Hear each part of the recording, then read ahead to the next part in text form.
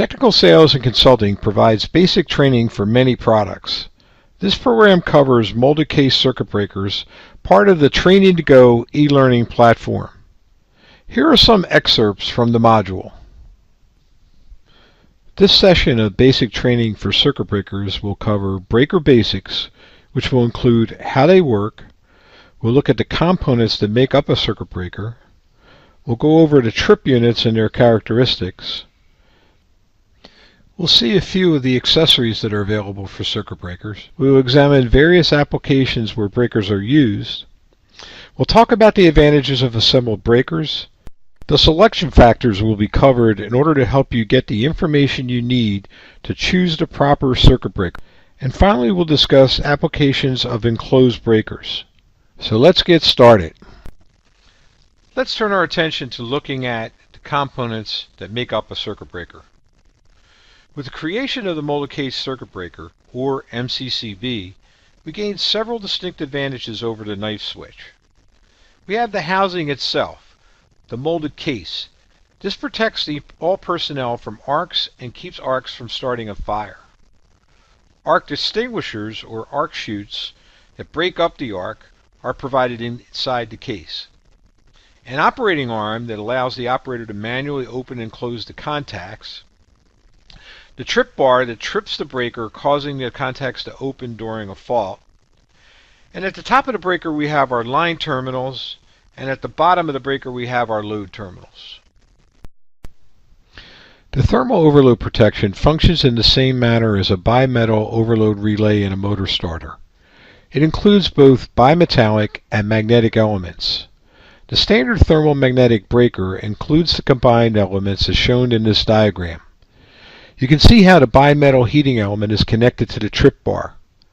If there's too much current in the system, the bimetal will heat and bend. At this point, the breaker contacts will open. Now that we establish what an electronic trip unit is, let's explain the settings that are available. Every breaker, when installed, has a trip curve based on time and current, as seen here. Let's go over how that curve gets its shape. You may have heard of the designations L, S, I, and G when selecting a trip unit for a breaker. We will start with the L first. It stands for long time setting. It allows for long time setting for the thermal portion of the trip curve and is set as a percentage of the breaker rating, usually 40 to 100%, and allows for a time delay setting in seconds.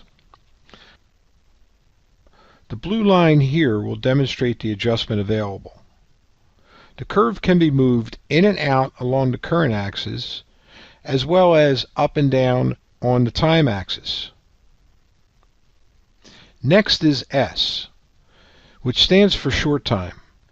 This setting is associated with the magnetic or short circuit setting and is set as a multiple of the breaker rating, usually 1 to 10 times, and can be bypassed for just an instantaneous setting. It is represented by the red line on the curve. It too can be moved in and out along the current axis and up and down along the time axis. The I covers the instantaneous setting. It involves the magnetic portion of the curve, represented by the yellow line. It allows for adjustment of 1.5 to 12 or 13 times the rating.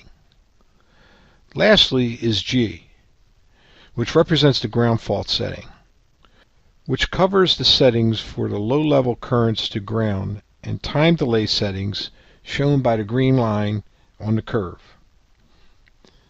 This flexibility allows the customer to coordinate the protection needed for all circuit breakers in the building system. For all of the quiz questions, click on your answer, then click on Submit to continue, and then follow the on-screen instructions.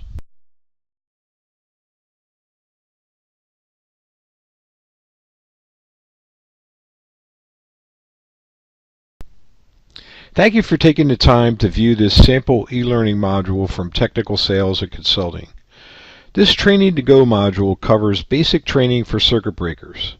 It has a total runtime of 30 minutes with 10 quiz questions for review. Pricing is available on a per student or unlimited site license basis. Be sure to watch for other product and professional development e-learning modules.